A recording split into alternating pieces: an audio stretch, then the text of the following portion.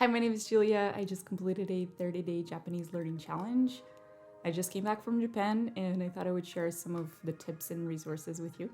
So for starters, I decided to go on Duolingo, which is the app that I usually go to learn languages. I've been learning French for a few years there, and I find that it helps me to get the basics and a lot of repetition and really just a daily reminder to practice. If you've used Duolingo before, you probably know that it doesn't necessarily give you the best vocabulary, especially for specific situations.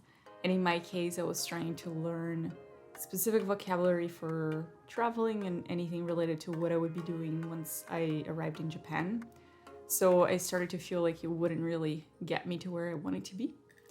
Then I decided to ask ChatGPT if it would come up with a 30-day learning plan for me, and it didn't.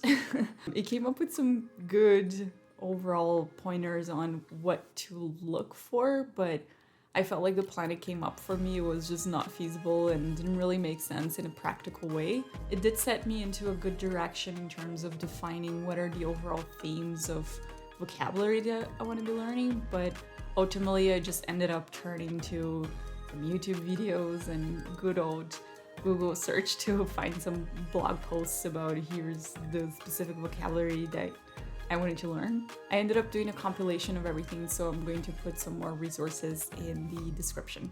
Some of the tips that I would have would be keeping it consistent, so doing a little bit every day really goes a long way. Repetition, really building onto what you've learned and trying to drill that into your memory.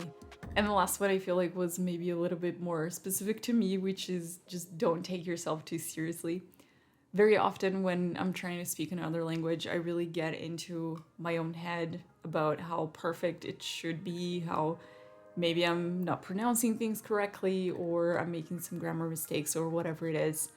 And it's really not about being hard on yourself, but about learning and enjoying the overall journey. And that's it for today. I'll be doing another video, which is a compilation of everything that I think you should learn before going to Japan. So look out for that.